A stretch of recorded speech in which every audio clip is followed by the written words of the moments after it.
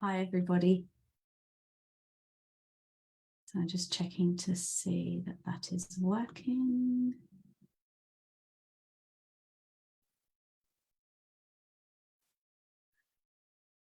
So welcome.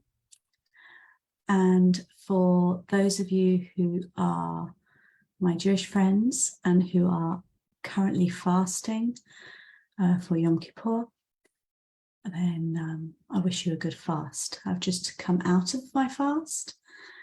And for those of you who don't know, Yom Kippur is the Jewish Day of Atonement. And I don't usually fast. I am diabetic, so I take medication. So I do a half fast usually. What I do is during that day, I read lots and I go and take lots of time inwardly, lots of time for myself, and really thinking about how my year has been. If there's anything that I would like forgiveness for, and the forgiveness is not only, through God, like we say, but it's actually inner work, inner forgiveness. And by fasting, by leaving your body in a state of openness and unencumbered by digestion and all those sort of things, I do find that it helps to have a more a higher perspective, should we say. So I just wanted to come on here and just let you know a few of the things that I've been looking at, because I found them very interesting. So this year, my 14-year-old has also fasted with me, and she particularly asked me, she said to me, Shirley, Mummy, what does it mean? Where does it come from? What does the Yom Kippur actually mean? What does it, what is the history? And I said to her, look, all I really look at is the very basic history. So we sat together and we were looking at different versions going on YouTube, different websites where there are different versions of the history of where this comes from, where the Day of Atonement comes from. And one of the things that really struck me when I went through this in a little bit more depth, I studied Kabbalah many, many years ago, and still, look at a lot of the work that's done through there. And one of the heads of the Kabbalistic movement was talking about Yom Kippur, and he was talking about it in a way that really resonated, because all of the other inner work and all of the other studies that I've done all come down to this state of unity, a space of love around all, that when you really go into yourself more and more and more, you get beyond the layers of material reality. And very rarely, every now and again, there are glimpses of that space of being connected to everything, being connected to literally everything. And we were talking at a very, very basic level with her. I was talking about, the constructs of the solid world, the material world, because she's grown up with me doing this stuff. Even before she was born, I've been working in this sort of arena and learning in this sort of arena, not necessarily doing it as a job, but just really interested in it. And talking to her about the material illusion of things. So it was very, very interesting. And could I explain it? Not so easily. I think it's something that you have to tread the path yourself, come across the learnings yourself. You can obviously, learn from other people's path, but it's not something like a vocation or a skill set that you could say, well, I'll stand on the shoulders of experts and I'll learn it faster. because it's our own journey. This is what I believe anyway. It's our own journey. It's something that is unique to us, and it's not something that can be rushed. So anyhow, I digress. So we were talking about, and this rabbi was talking about the unity of everything, and how when we atone for our misgivings, the things that, maybe have been anti-conscious, not, don't feel so great. Every time that we work on ourselves, every time that we open up light within us, because we are connected to everything, just doing that inner work for ourselves opens up light in the unity. And what he was saying was, whatever you do unto yourself, you're inadvertently doing to someone else or being with someone else. So if you choose to, follow a path of, immorality or those kind of things, you are actually feeding that into the whole. And with everything that's going on at the moment, with everything in the world right now, what he said, this is this is specifically from him, is the reason why there's so many more light workers now is because there's so much more darkness. And that really resonated, because this has been my experience over the last few months, actually, is that when there is more darkness around, more light is required, is needed to come through. Hi, Jay. Hi, Jay. So it really got me to thinking about everything that I was doing, especially in my work arena, because of course I love to work with clients. And recently I've been working with myself a lot more. And, my clients are still there. I love my clients. They're beautiful beings. But what it felt like was, rather than feeling that working on me was an indulgence, working on me inner work was just a luxury, that I can afford to do that because of the space that I'm in. It was that working on me is actually also a service to the world. And it may not be something that anybody ever even realizes or recognizes. And that's kind of not the point. The point is that whatever I do is actually feeding into the whole. And when I do my meditations, when I go into that space of transcendence, that's what I'm connecting to. Now I'm going to name drop a few people. There's a few people I've been following recently. One of them who was recommended to me by one of my dear friends. I say dear friend because actually I don't know her very, very well, but we've connected over Gene Keys and over the deep work. And she actually mentioned a gentleman called Rupert Spira, who talks about oneness. And what was so interesting when she mentioned that was that I've been going into that space for the last 10 years and not realizing it. So, even when I would do my theta meditations, visualizations, and guide people, I would go to the space of unconditional love and ask to go further. Why is that? What was that sense? It's because further is the unity. Further is the continuation of unconditional love, of divine source energy. And it's that cushion that connects everybody. I don't know how many of you have realized this. I'd love to know your experiences, but I just had a sense of, okay, you've got to this space. What's next? What's further? And what I've learned with working in learning more about my human design, learning more about my gene keys, my evolutionary spaces, is that one of my particular keys, one of my purposes, my gifts in life, is actually to get to that space of sanctity, of purity. It's actually in my core.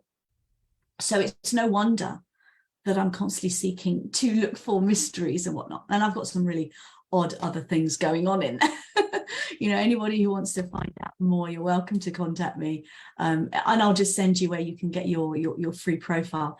Although I will say, until you go a little bit more deeply and you know, do more of that work, it sometimes can be a little bit difficult to make understanding of it. And it's been one of those things that slowly has been coming to me. It's not like human design. I studied, I've learned from, I'm going through my experiment at the moment.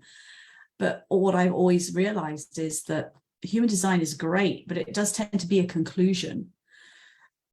It's very left-brained, very scientific. It's got all the lines, you know, if you want structure, then that's the way to go. And what I love is that pairing of looking at that space, then looking at the evolutionary space of human design, and then where the mixture and the journey is, which is the gene keys, and our intuition. So, you know, it's something that I find fascinating and I keep going more and more deeply into. And what this has led me to is love, much more love. And I actually had a client session yesterday, and this client's been working with me for a while. She's had a reading from me as well.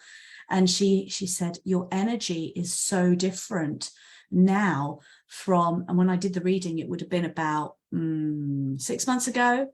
Yeah, about 6 months ago. And one of the ways I do my readings is I record all the information, and then we have a one-on-one. It's very detailed, very much about how you can make the most of all of the gifts that are there, and how you can grow into yourself rather than just, you know, that's it.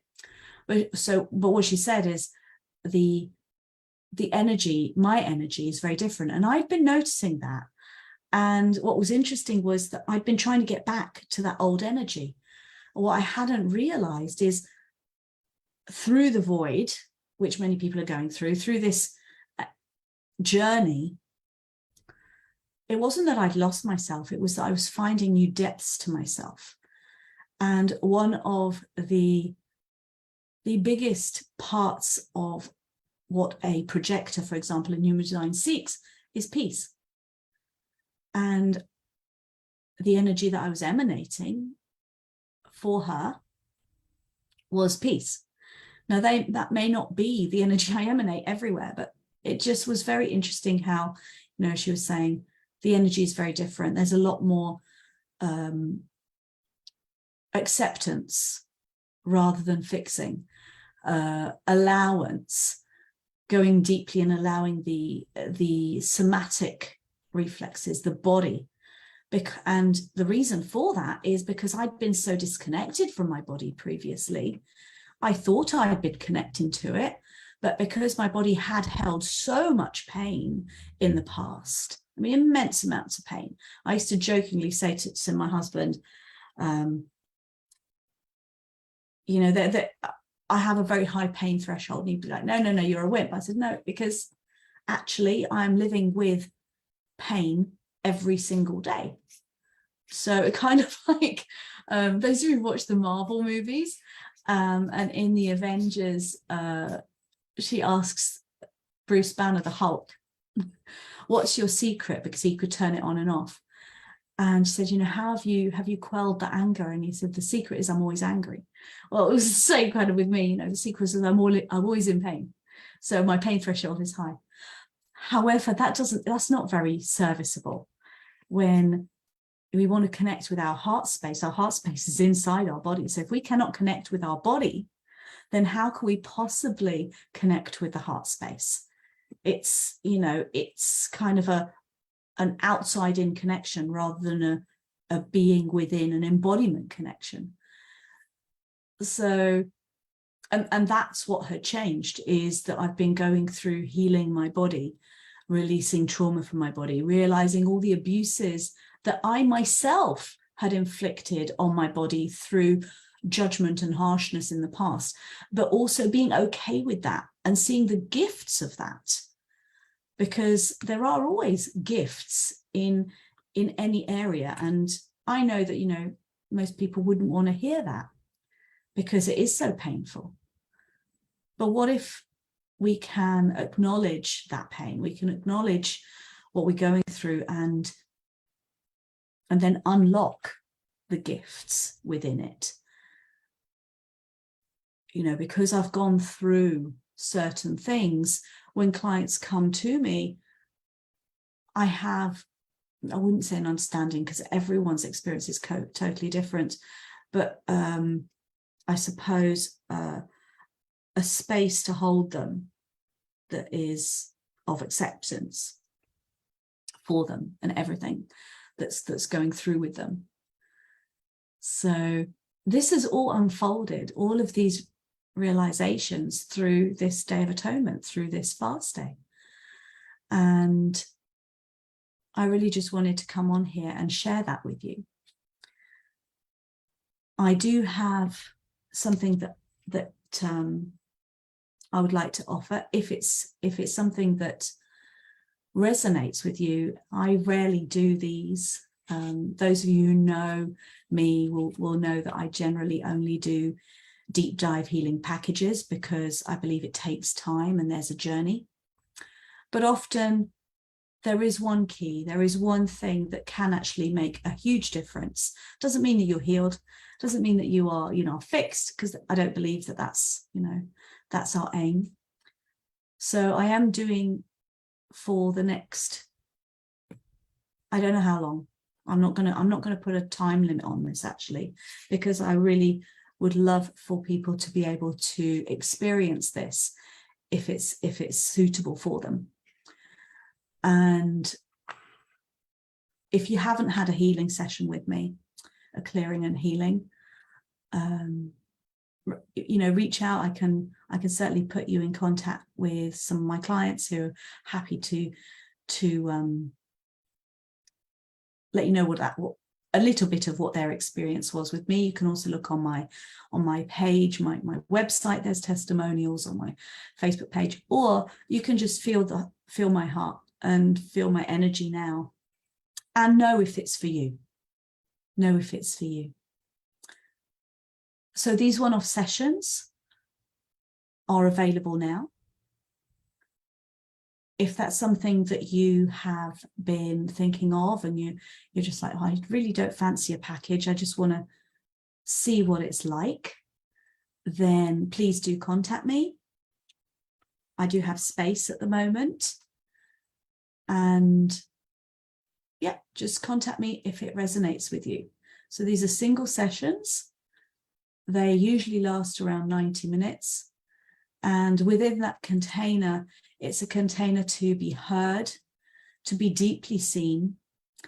I always take my own personal human design and G keys reading from my clients, if they're open to that, before the session, because that also gives me an insight into your true energy, as it were, before I've even met you. And then obviously when I meet you, that's what we work on. We don't work on the reading. It's not reading, but that's just for information.